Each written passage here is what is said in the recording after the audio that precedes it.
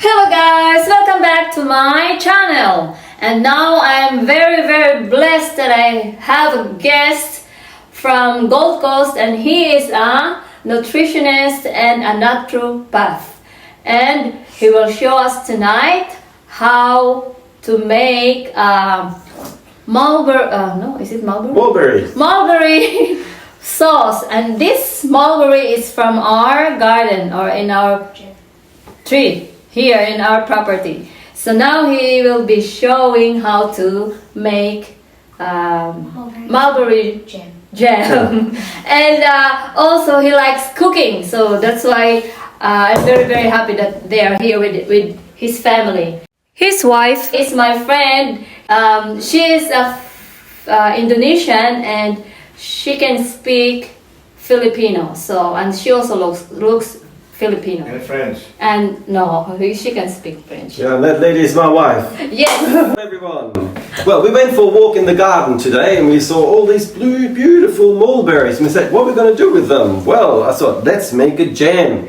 Or like a thick sauce that we can apply onto some pancakes. So, beautiful mulberries.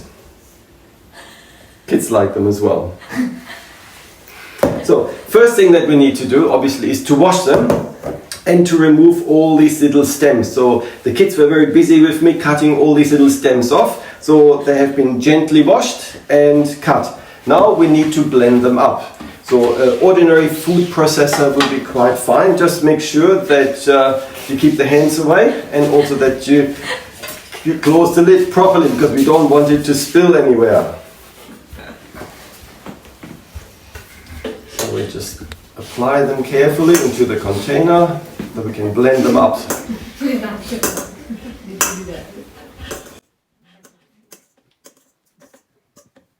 So all the stems were removed, but two, I can see two come through, but they'll be fine. Right there. Yeah, beautiful.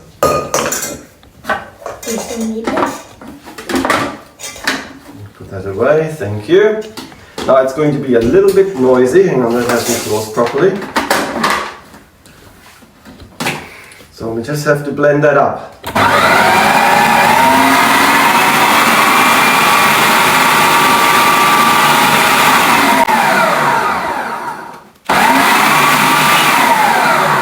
And one more time.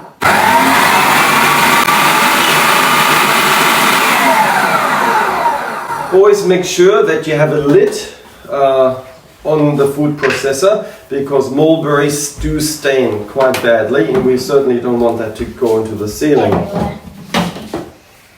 So as you can see, it is blended up quite nicely. There's no big... So now we will need to add a little bit of sugar, and I normally do like arrowroot flour, but we don't have any arrowroot, so we use a bit of corn flour. Corn flour will be fine in this instant because it will not make anything go yellowish. It will just blend in with the color of the mulberry.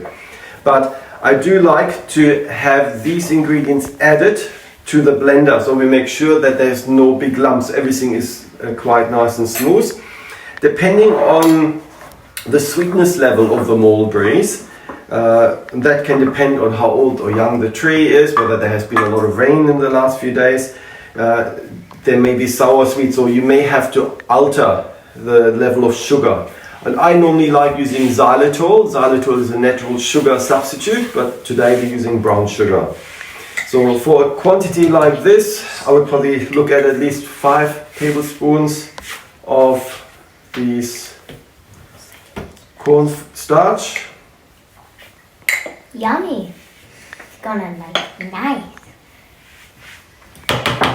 That should be a kind of a very nice thickening agent. Will it taste good? My guess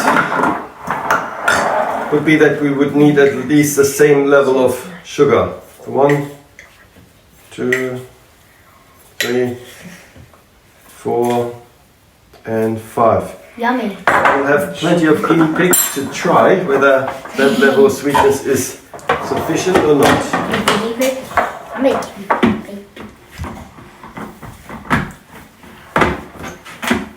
So again, not to forget the lid, let's pulse it up.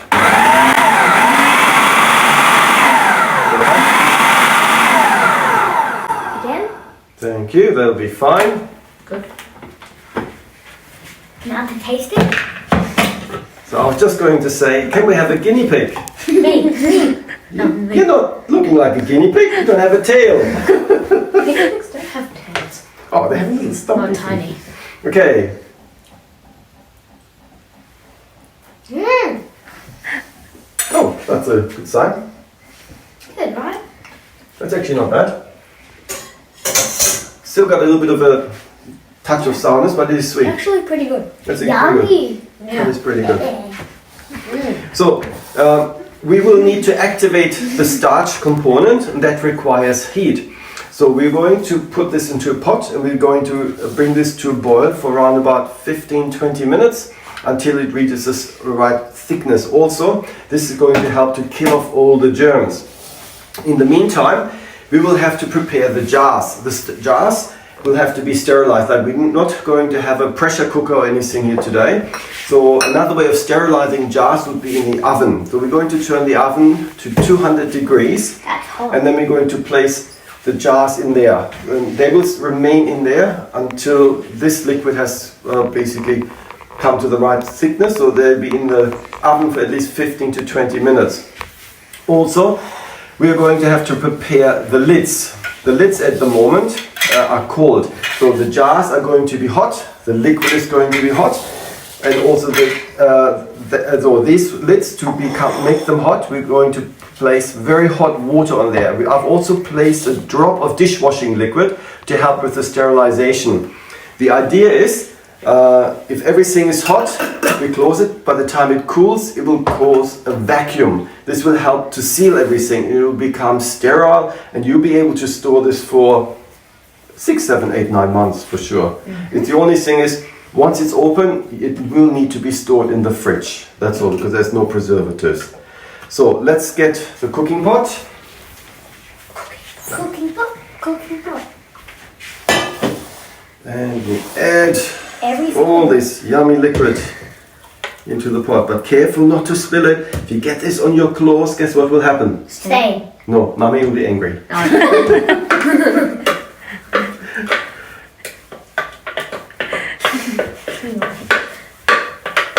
And the good things with these helpers is I don't have to clean the dishes. They'll lick it all clean. It's all great. So here we have all the liquid. So now let's bring this to a boil. Liquid. So you can have a pause.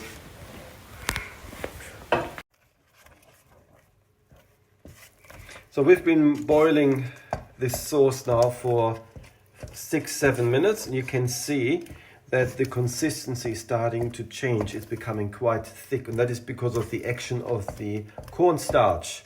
It's becoming a glutinous agent, so it's going to be very nice and spreadable on bread or even pancakes.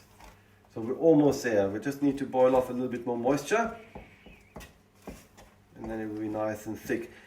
The glass jars are already heating up in the oven at 200 degrees, and we'll be heating up the lids with hot water in just a few seconds. So we're just about done. I can actually reduce the temperature a bit.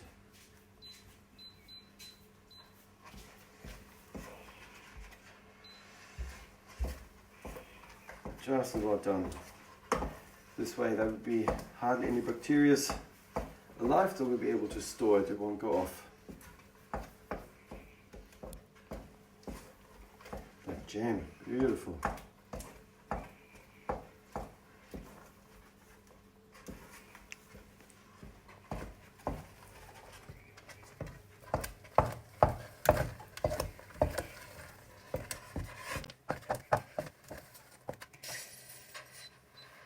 Now, for the next step is boiling water. Like, we've boiled water in this container, this kettle, and we're going to pour it carefully on here where the lids are.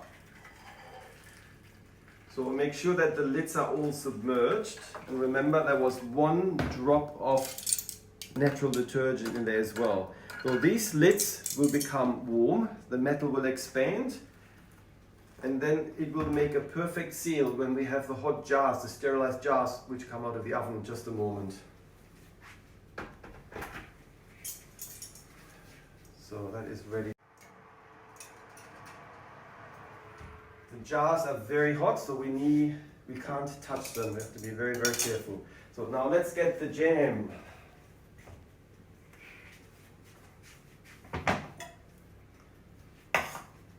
It's very, very thick, as you can see. Oh, you can hear how hot the jars are, can't you? So do not touch them, but they have to be hot. They have to be sterile.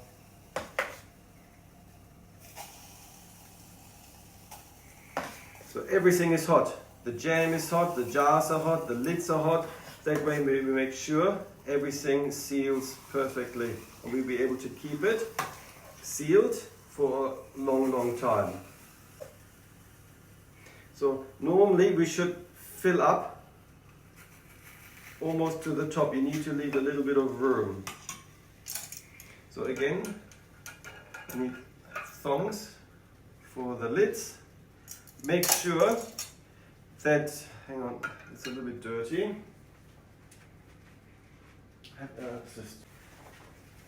We have to have a perfect seal. So any remainder needs to be wiped off.